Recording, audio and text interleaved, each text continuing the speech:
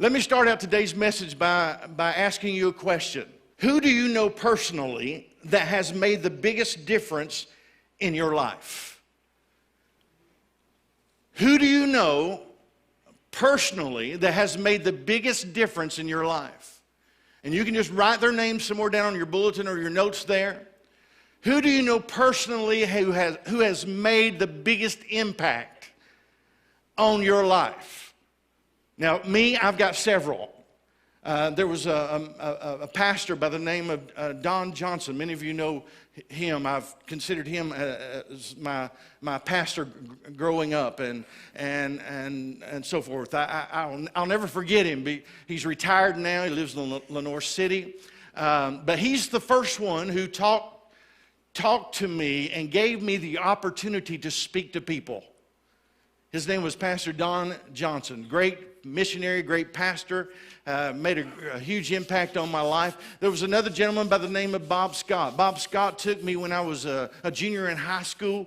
I felt the call of God to go into ministry. I was about 16, 17 years old. I did my internship with him. He took me at that young age. I graduated from high school, did my internship, and worked all at the same time. He was very patient with me, and he would let me preach, and he would talk to me and train me and influence me and impact me, and I'll never forget that. I have several, but one I want to name very quickly here that made an impact on my life, a great friend. His name was Larry Walden. Larry Walden made a great impact on me. Larry Walden used to live in Campbell County. Now he lives like in Loudoun County, and I still get to see him, not as often, but every time we meet, we get to hook up, and it's just like we've never missed a beat. But he taught me how to eat a steak. He taught me how to really eat a steak. Now, before I met him, I would eat a steak well done. Well done. And you know, he's like, man, you don't need to eat a steak well done. I mean, you just ruined the steak. I mean, just go buy you a pork chop. Save you some money if you're going to eat it well done. Just knock the horns off the thing. And just rare or medium rare if you really want to get the taste. Now, I have been with Eddie Pruitt here and eat a steak with him one time, and I thought it needed to be sent back to the veterinarian. I mean, I thought this thing is still alive. This thing needs some attention. We need a veterinarian to come in and check this thing because it's moving. But now I'm not talking about that rare. But I'm talking about, man, he taught me how. So I was a changed man after that day. I was a new man because I discovered medium. But all of us know people who made a difference in our lives. Now, I've got two goals for everybody in our church spiritually for 2016. Okay? One is everything we do this year is going to revolve around these two things. One is, and here's my first goal. This next year, when someone asks the question, who's made the biggest difference in your life, to your friends and your family members, I want them to say your name. Is that fair? In other words, if somebody is asked, who made the biggest difference in your life, I want them to say your name, that you made the biggest difference in their life. And you got a year to do that, okay? I want that for you. Now, the second thing that I want for you this year is that I want that 2016 to be the year that you walk closer to Jesus than you've ever walked before. Is that okay? Can you give me an amen for both of them? Because I really believe that this is doable. We can do it. And what I mean by that is I'm believing God that you will come more alive than ever before. You will be more alive than you've ever been before. You know why? Because if you do that, you will make a difference in every circle of influence you have. With your family, with your friends. And I really believe all of us have been called to make a difference. I believe that you and I are difference makers. Now, you've got your outline. Again, keep your fork handy. Some of you are really worried about that fork. You're wondering, you're freaked out about the fork. You don't really know what we're going to do with the fork. Just hang on there. And for all of you that are type A personality, lean in. You know anybody with type A personality? Just for you today, I'm going to skip number 1. I'm going to start at 2, then go to 3, and I'm saving 1 to last just to keep you engaged. All right? 3 keys that we've got to wrap our minds around if we're going to be difference makers. And the first one is simply, are you ready? Is simply, I can. Okay? It's in your notes there. It's the I can brick. See, we're going to build this thing a brick at a time. See, our mission and goal is to convince unconvinced people into becoming wholehearted followers of Christ. So, as we talk about these things, it's very easy for us to say, I don't know, that's an awful lot. 3,000 people coming to Christ. Well, listen to me. I'd rather die trying than to not try at all. Okay? So I want you to help me here by saying, I can. I can, okay? I can. See, we live in a negative society, don't we? We live in a negative society. And all we hear is, I can't, you can't, and it takes some people, what we really need is to hear somebody say, I can. Now, let me just set this up for you. When I went to junior high school, I discovered something that they did to students that I thought was very wrong. Now, mind you, my whole elementary school from K to 6th grade, it was like going to school there where it was very small. I mean, there was like 90 people from K to 6th grade. So I went to a middle school, and when I went to middle school, it was culture shock because there were like nearly 2,000 people there. And I thought, man, wow, I've never seen so many pretty faces in all my life. Pretty girls in all my life. I thought, wow, I couldn't believe what I was witnessing. But what I thought that they did was cruel, that I wasn't accustomed to, is that I discovered that they did something to students that was very wrong. It was torturous. It was evil. It was satanic. It should have never been done. I don't know if they still do it today or not. Probably not. But they actually take kids out during the day and make them run a mile just to kill time. And that's torture. They don't let you change clothes. You just, whatever you had on, that's what you ran in. They'd actually take them out. It's like maybe they just need to get rid of some energy, so let's take the kids out, get them outside, let them run some of this energy off. So, okay, number 1, the reason I thought that there was issues with that is because, I don't know if yours was like mine, but what I noticed amongst our PE teachers is that none of our PE teachers were in shape. They were all big people, healthy, real healthy people. And it should have been a hint for me and us, all of us there, that this is not going to be a good experience. But I think they got bored sometimes, and so again, let's just make them run. We would run the mile fully clothed in whatever you had on that day and never given a chance to really change into the right stuff. It was crazy. But there was this one kid in our group. They had split us up into different groups. And this one kid that was in a group, he was actually in the group ahead of me. And I'm going to mention his name, and you'll know his name. His first name was Joe. In fact, Joe was here preaching for us just a while back. Anybody remember Joe Sneed? Joe Sneed, he was so skinny, he only had one stripe in his pajamas. I mean, that's how thin he was. He had to run around the shower to get wet. That's how thin he was. And so here is this young guy, that I hadn't known long. I didn't know him really personally. And he, I'd seen him, we played in kids club ball, maybe not on the same team all the time. But anyway, we get in there, and here is this guy who runs the mile in 6 minutes and 30 seconds. I mean, he's like lapping me. and lapping everybody else. I was like, that is the fastest human being in the world. Joe, where did you learn to run like that? And then it came my time to run.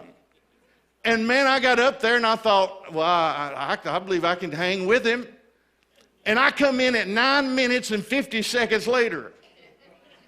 And I thought I was really doing good until I got home and I asked Dad, I told my dad, I said, Dad, we did the mile today at school. He said, really? He said, how was your time? I said, I did it in about 10 minutes. He goes, well, aren't you supposed to be able to walk one in about 10 minutes? Now, I just dismissed that until a few years ago, and I was doing some research on something. And I found out that in 1957, there was a man by the name of Roger Bannister. In fact, I have his picture there. Roger Bannister, who broke the record. He broke the 4-minute mile record. And for years and years, doctors, scientists, nutritionists, researchers, everybody was saying that there was no way humanly possible that anyone could ever run a mile under 4 minutes. They had all kinds of speculations that if somebody were to do that, they would either pass out, their heart would explode, or something tragic would happen.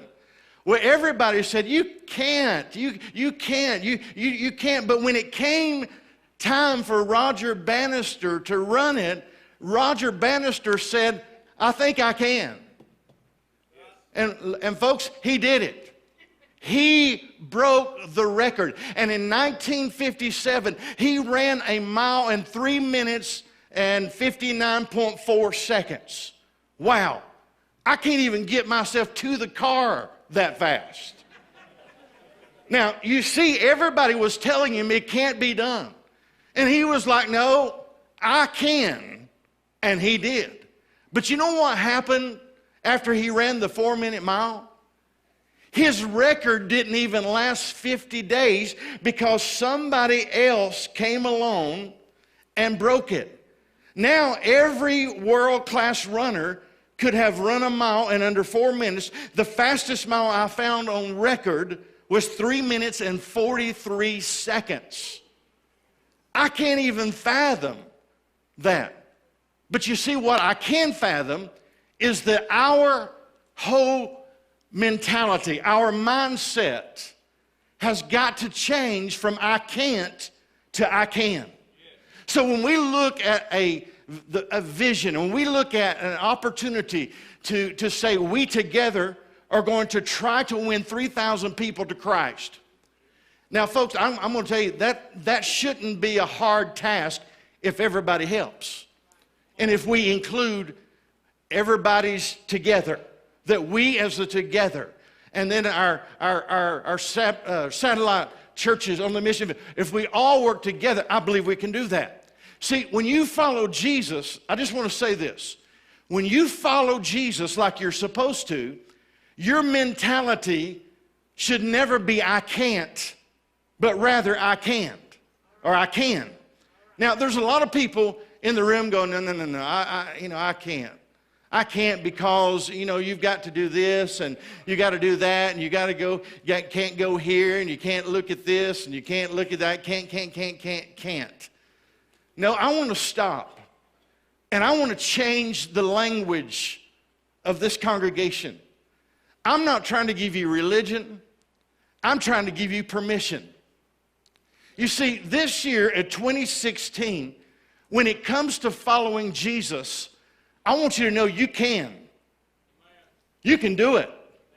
I want everybody at our church to adopt the mentality in regards to your personal relationship with Jesus that I can follow Jesus. Let's not talk about what you can't do. Let's talk about rather what we can do. I get this idea out of the Gospel of Matthew. Look at it with me. It's in your notes there. Matthew chapter 4. I love how Matthew tells the story about Peter and Andrew being called. Watch this. As Jesus was walking beside the Sea of Galilee, he saw two brothers, Simon, called Peter, and his brother Andrew. They were casting their net into the lake, for they were fishermen.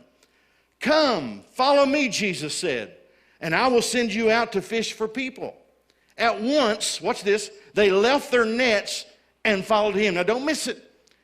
Notice that Jesus didn't say, stop fishing, clean up your language, clean up your act, stop doing this, stop going there, stop doing the other. Jesus did not come with a demand, but he came rather with an invitation. And see, a lot of people think before they can come to Christ or before they can live for Christ, there's so much work to it. There's so much demand. There's so much changing. There's so much. Listen to me. Jesus didn't ask them to do nothing other than follow him. He invited them. Let me prove it to you. He said, I want you all to follow me just like you are and just as you are. You don't need to even change anything. Would you just follow me? That's all I want you to do. Because here's what I know. Here's what many of us know. As you follow Jesus, he said, I will send you out to fish for people. See, if you really have been impacted by Jesus Christ, people will want to know what happened to you. How did you change? Where do you go to church? Where are you getting fed at? See, it's not about establishing, it's about following Jesus every single day. See, every single one of us can wake up with this thought, I can follow Christ. In the morning, wake up saying, I can do this. I can follow Christ. Today, I can make an impact for Jesus Christ. Now, so many of you are like, I don't know enough about Jesus to follow him. Well, listen, neither did these guys. They could tell you a lot about fishing, but not following Jesus. Well, I'm just not sure I'm in a great place. Neither were these guys. Don't miss this. They had no idea that they were saying yes to Jesus, what that would mean for them. Jesus didn't lay it all out for them and said, now you think about this, and if you decide, no. He said, you can follow me today if you want to, come on. See, Jesus didn't say, hey guys, come here, I want you to follow me, and I just want you to know it's going to be amazing, and we're going to go for about 3 years, and then they're going to kill me, and I'm going to come back to life. It's going to be totally awesome. And after that, we're going to take the gospel to the world, and parents are going to come along. They're going to have children. They're going to name their children after some of you guys, and it's just going to be awesome. I mean, it's going to be wonderful and amazing. Peter, one of the most elegant churches that they will ever build is going to be built in your honor. Listen, that ain't how it happened. They had no idea. All that they knew was he's better than nets. So they said yes, and they followed him. Now, for some people, you may be like, Tony, I'm just not in a good place spiritually. I'm what you would call, I'm just, I'm just living a sinful lifestyle. I feel like I've got to get some things cleaned up before I can really follow Jesus. Look at me. No, you don't. You can follow him today.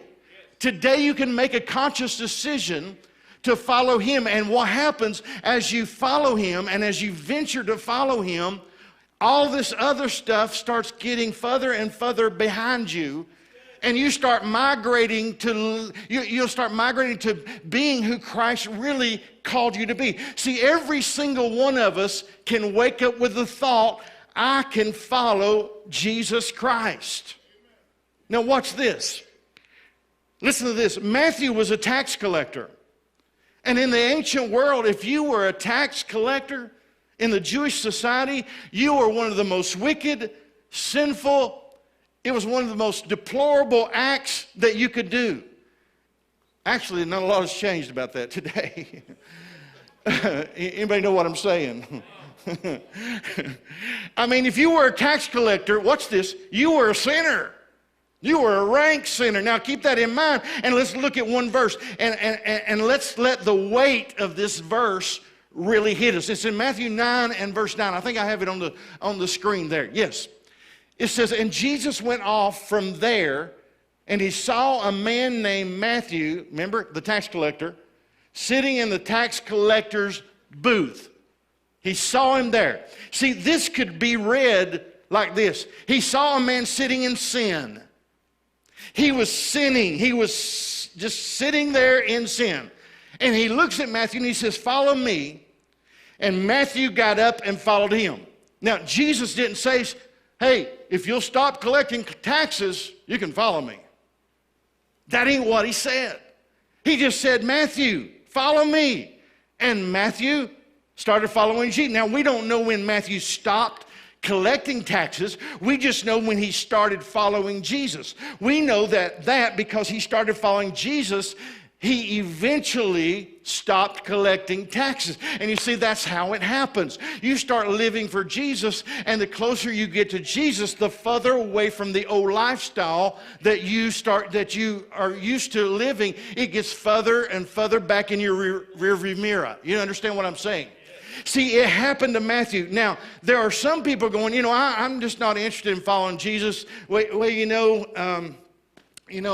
just don't know if I really want to do what he's really inviting me to do. But I love what he said in Matthew 11:28. He said, come to me, all you who are weary and burdened. Has anybody ever felt weary and burdened? Sure we have. But Jesus is saying, come to me if you're feeling that. Is that anybody today? You're like that, and you're just like, I'm weary and burdened, Pastor, and I can't follow Jesus because I just can't do all this by myself.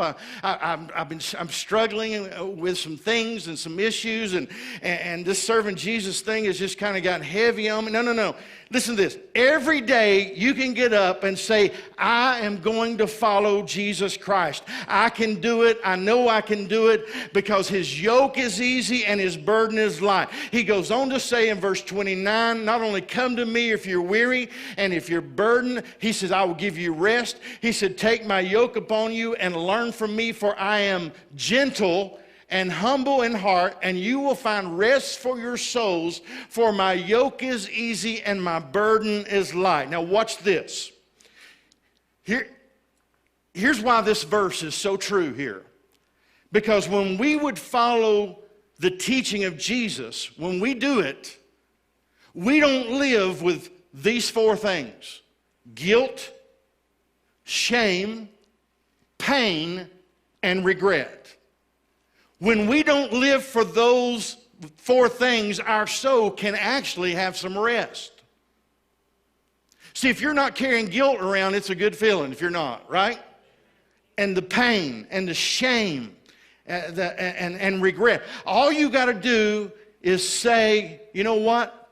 I can follow Jesus Christ. I can do it. See, this is what some people have said in this room. Tony, I can't quit looking at pornography.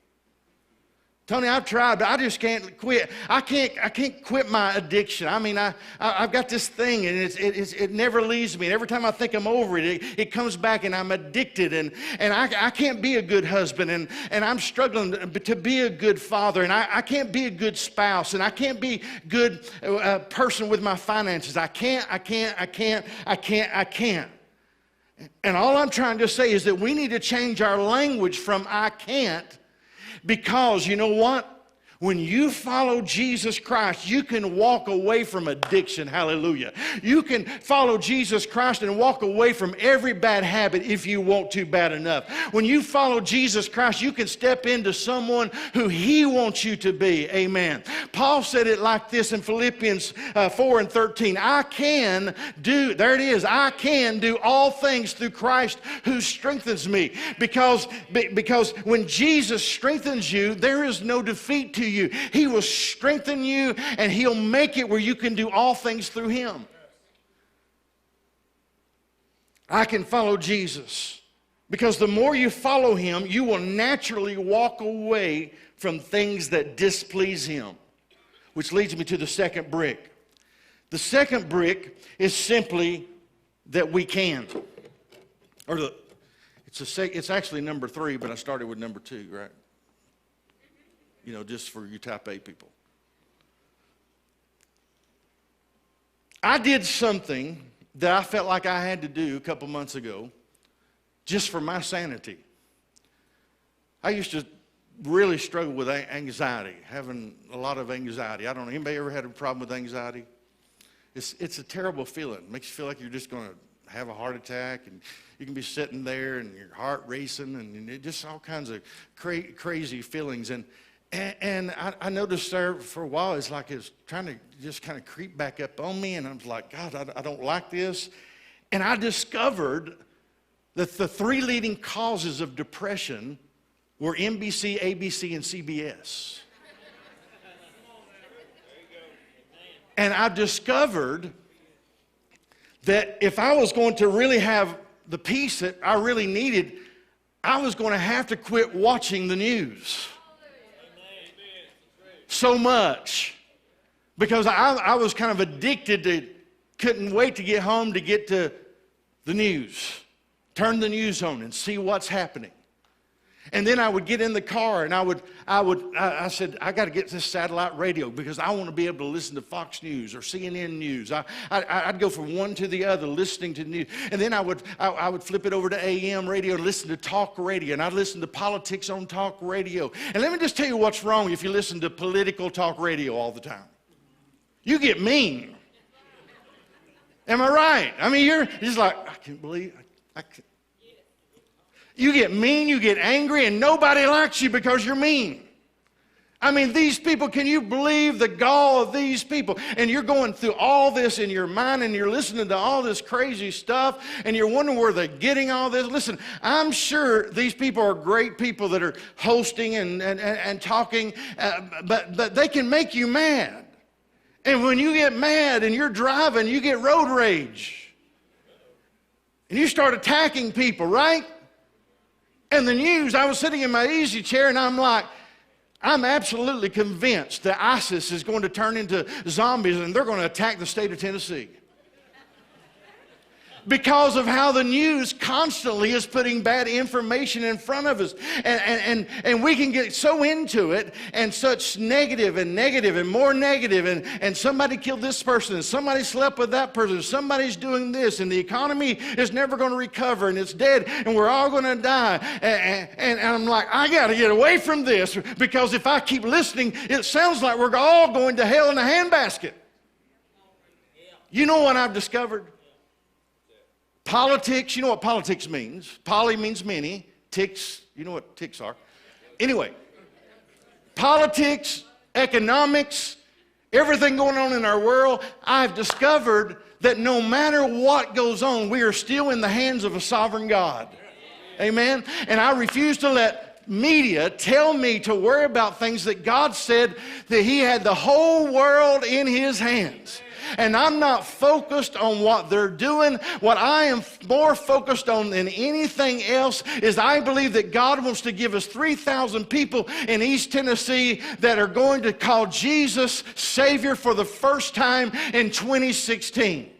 3,000 people taking their next step and turning into a mighty army, marching to take their region, take their cities, take their communities, and take this state and take this nation for Jesus Christ. But this army doesn't march to the weapons of war. We march by serving towels and putting servants' towels on our arms and being kind and being servant-hearted because we're not trying to make a point. We're trying to make a difference. We're not trying to win the argument. We're trying to win the people. Is that all right? Now, y'all don't shout me down because I'm preaching real good, okay? We're trying to tell people who Jesus is, not what they should do or what they shouldn't do. Amen? Now, let me show you one more thing right quick. In Genesis chapter 11, this blew my mind the first time I saw it. There's a story going on and talking about when the languages got confused. And it says this, now the whole world had one language and a common speech. Wouldn't that make things a lot easier if we all spoke the same language? Wouldn't it? Verse 2 says, as people moved eastward, they found a plain and a shallow land and settled there.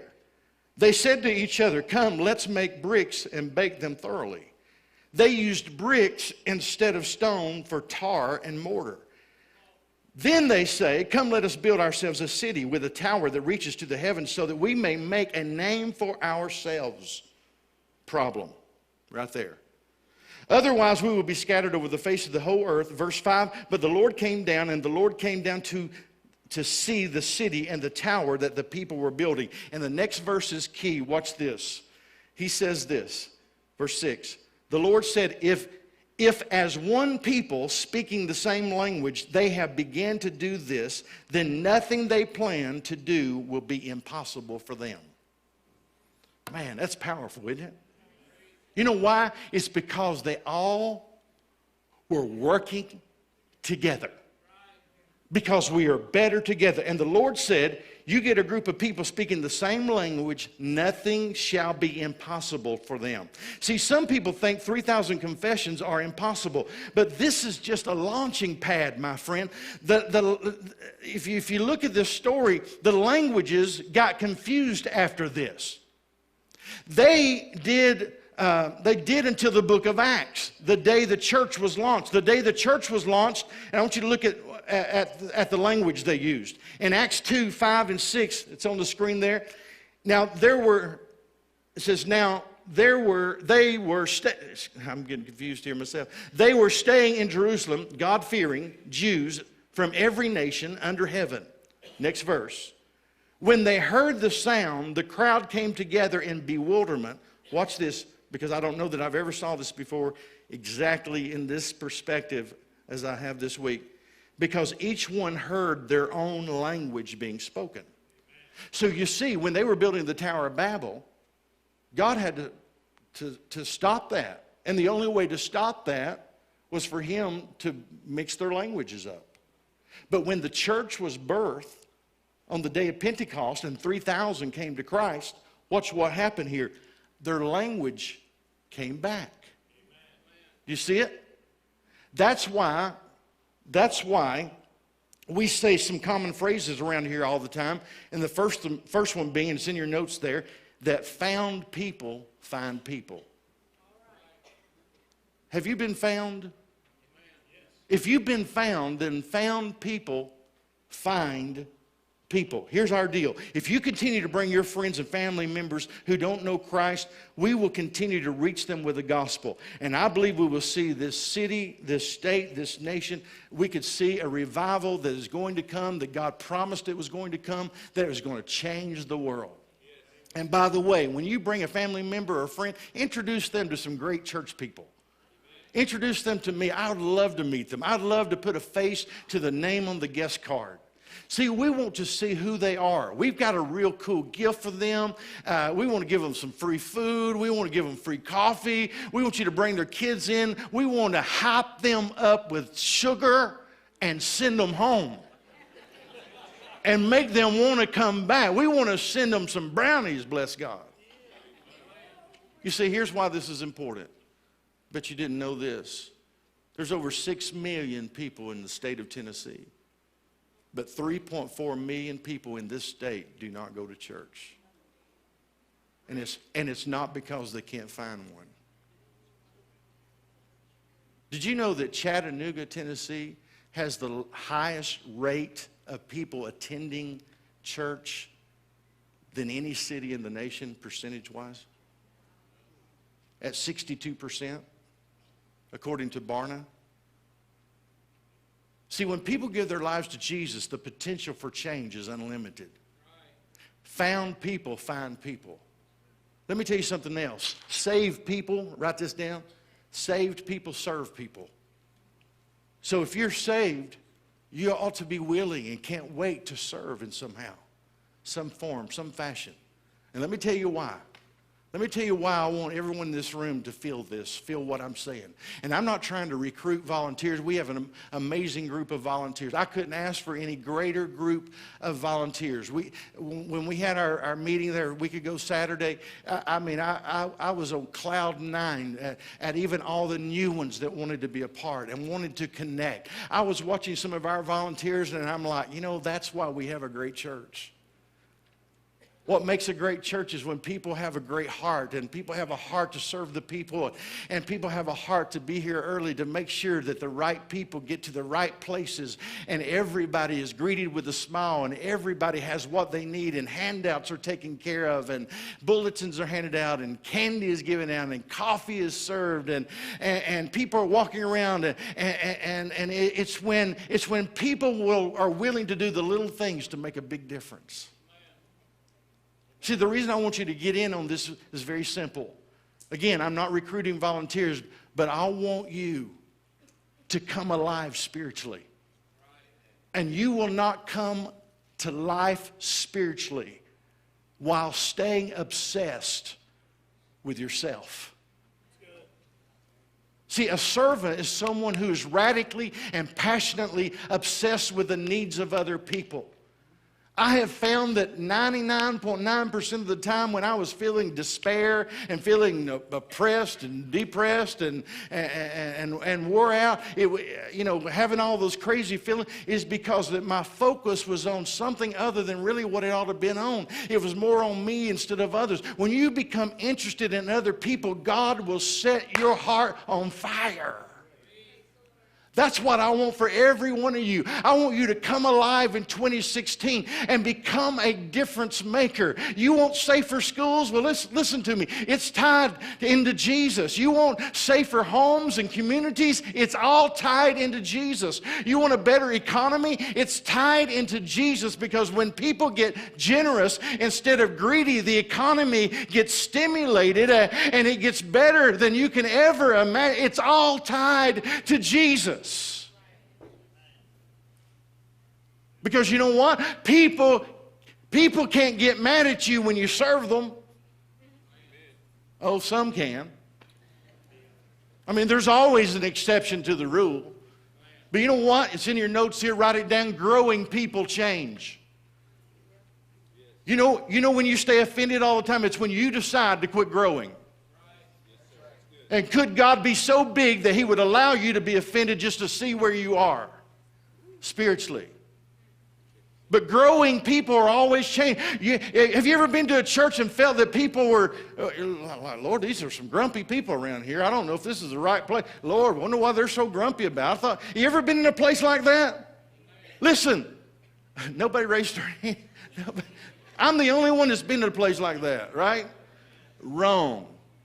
We've all been in a place like that, and it's like, man, I don't want to go there. Well, listen to me. Grumpy people's faces, they look mad all the time. Listen to what I'm about to tell you. They've been like that for 30 years. I just don't think you can be following Jesus and getting angrier as you go. Because growing people are changing people. They're always changing. They're getting better. They're getting sweeter.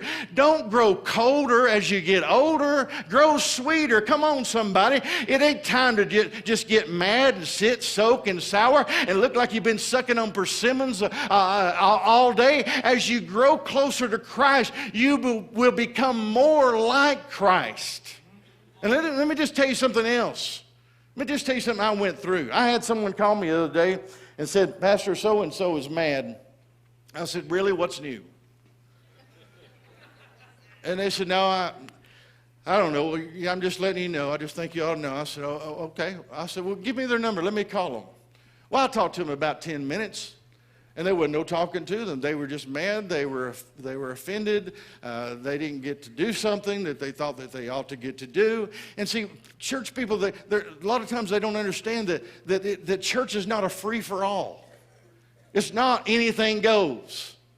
God wants things done decently and in order, and it just wasn't their cup of tea. And then they were like, I just don't like this, and I'll just be honest with you, Pastor, I just don't get fed from your lips anymore. And I'm telling you what, it crushed me. Now, I probably shouldn't tell this, but we're just family. Now, ordinarily, I'm a fighter. I'm like, you don't need to be saying stuff like that to me. Because, you know what? I might bow up. Get Bo up. Put him in front of me. Bow up. But you know what I did? I said, listen. I said, I understand. And I said, here's what I'm going to do. I'm going to take this to heart. I really am. I'm going to take that comment and I'm going to put it before the Lord. And I said, if that's true, what you're saying, then I'll step off the stage and put the best possible preacher, teacher in the world that I can get my hands in front of you. But here's what I need from you. I need you to make sure that you're going to be there every time those doors are open. Because I want you to show up every single week and get the nourishment you need. I want that for you, I told them. And so I'll put it in front of the Lord, and I just said, God, I need to know if this is true. I want to pray through it. And if it's true, I don't want my pride standing in the way of holding the church back. And so help me. That's my heart. And so I took it to a couple of friends. Actually, I took it to a couple of our elders. I even call him my spiritual father.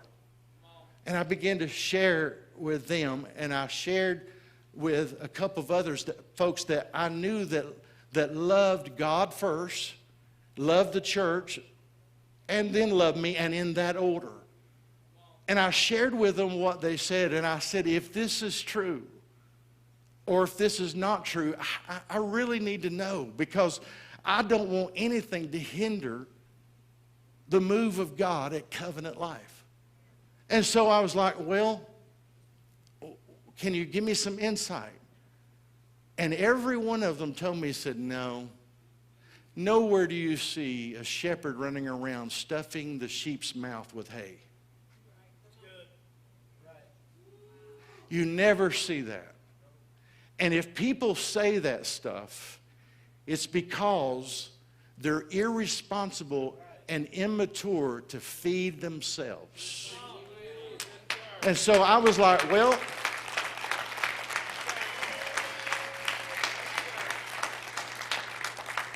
and so what I figured out I would do is, since I told you that, I brought the fork with me and the bilb. See, today when you came in, you had the fork. What do you do with a fork? You eat. So I wanted to share with you today, as we are on this journey of moving forward, it's simply like this.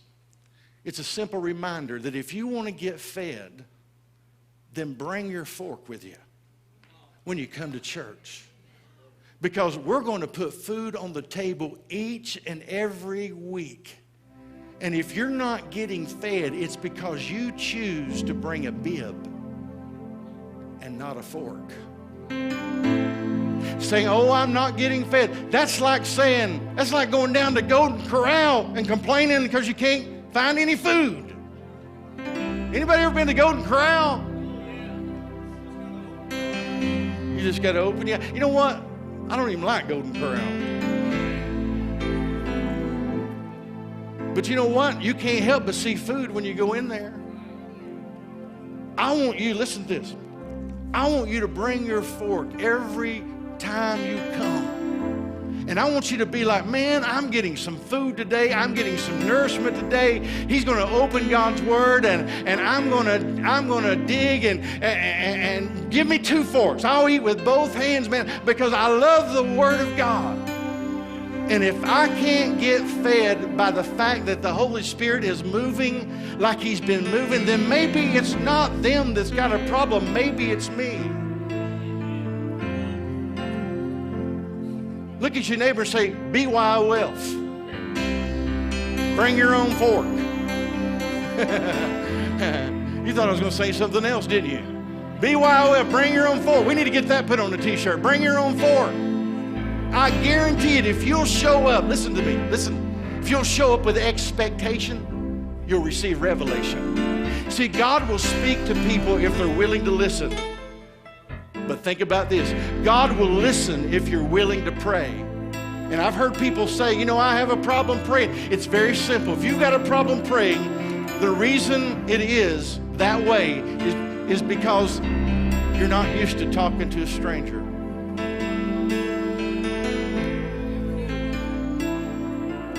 Just talk to him. He'll listen, which leads me to the next one.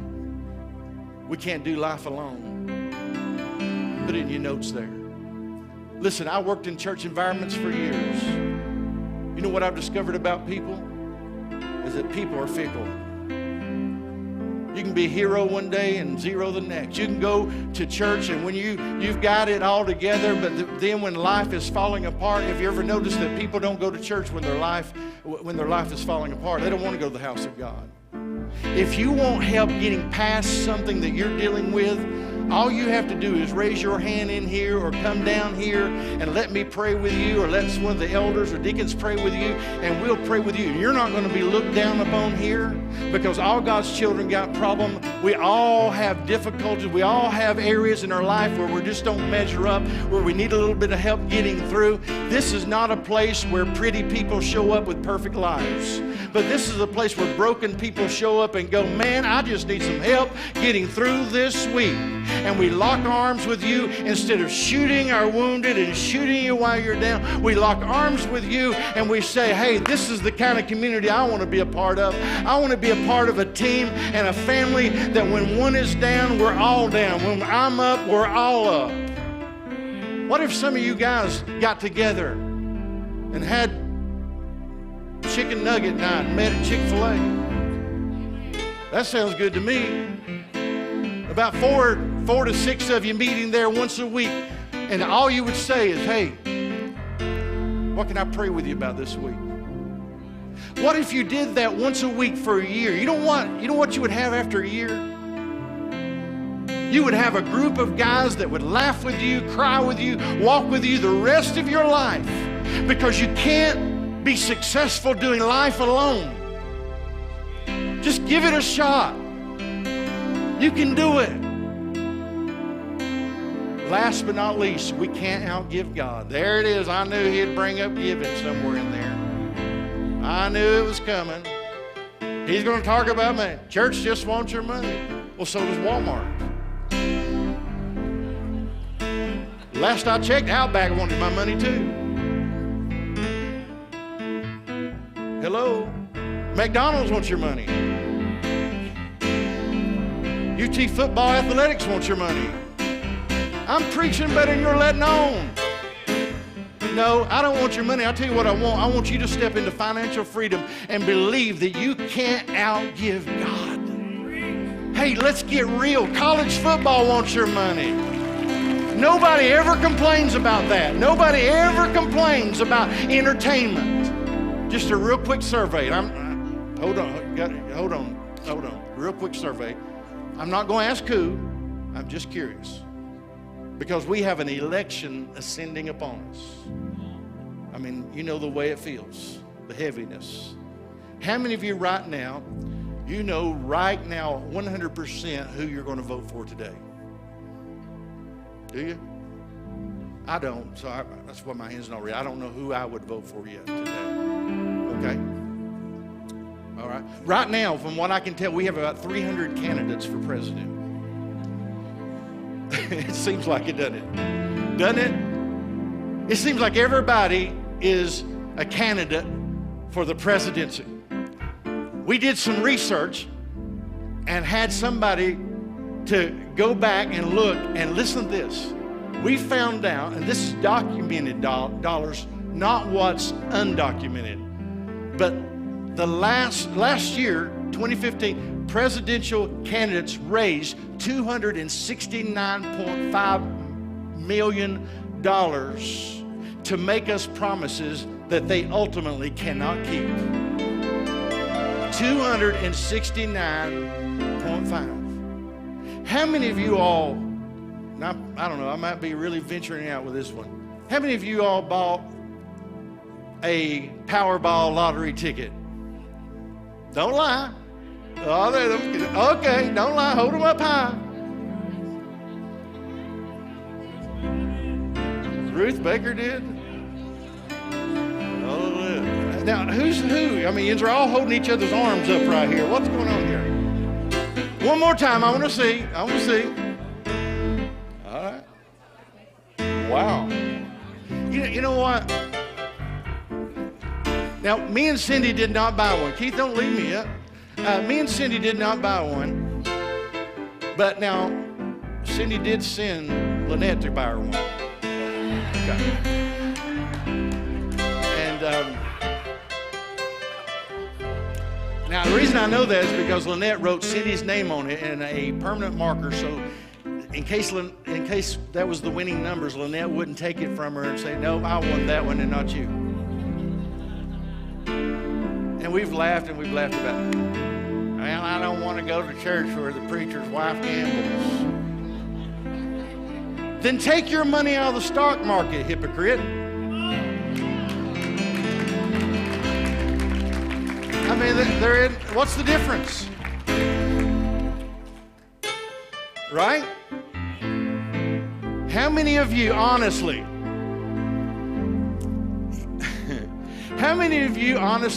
would tithe if you got $1.3 billion? Praise God, 1.3. Woohoo! Now look at your neighbor and say, roll tithe. Roll tithe. We need to get that on a shirt. I believe this. I'm not trying to get anybody. Listen, I'm wearing sneakers. I'm wearing my Converse, my Chuck Taylors, and I'm wearing a t-shirt. Look at me. I'm not through. I'm not going to bring my wife out here, puff her hair out big like this, turn it pink, and shoot her with a paintball gun for makeup. I'm not going to do that. Okay? I'm not going to sell you oil. I'm not going to have calendars printed with my picture on it and sell them. God help us all. I'm not going to do that. I simply believe this is true. That if you say, I am and I can follow Christ, then you need to be able to say, I can trust Him with everything. And why in the world would you trust Him with your soul when you're not willing to trust Him with your dollar? You see, I just want you to be blessed. It's all I want, which leads to the last brick, and I'm done. And that's God can. God can. Here you go. Last scripture. Is there another scripture there? I can follow Christ. We can make a difference. But God can do the impossible. And here's what I want you to do for the sake of time. I'm not going to elaborate. Take this card right here. On the back of the card, there's a place for you to write your name and your email if you're comfortable with it. And here's what I want you to do on the back of it. I want you to know that God is a God of miracles. You see these cans up here? It says God can. These are God cans. We have 3 of them, one in the middle and 2 on the sides. And what I want you to do, if you are in need or what you are believing God to do for you this year, if you need a miracle of any kind, if you have a request that's on your heart, I want you to take a moment and write it down here for me. And here's what I want to do. I'm going to pray with you this year. And I'm going to communicate with you. If I can get your email address or a way to contact you, preferably an email, sometimes it just works out easier for us. And I can get what you are believing God to do. I can know how to pray specifically for you. I want to do that. This holiday season that we just went through, I watched Michigan Wolverines and Michigan State. I watched God perform. I know God loves football because I watched God perform a miracle for Michigan State. All Michigan Wolverines had to do was punt the ball. They had won the game. And the punter fumbled it. And Michigan State recovered it and ran it back and scored. It was an amazing. Go to YouTube, watch the clip. It was amazing. It was a miracle. So the reason I say that and bring that up is because who would have ever dreamed that somebody could be that close to winning? And some of you feel like you've been that close to winning and things just ain't working out. The marriage just ain't working out. The job just ain't working out. The children just ain't acting right. The wife ain't acting right. The husband ain't acting right. Nothing's really happening. Listen, God wants to give you a miracle, a suddenly miracle, an out of nowhere miracle, a miracle that you just thought was impossible. The God we serve is a God who can. Take a moment, write it down right quick. Once you write it down, I want you to come and bring it. And I want you to put it in the can. Can you just do that? And then when you come, would you just stay up here close with me just a minute for dismissal? Would you do that? If you filled it out, would you?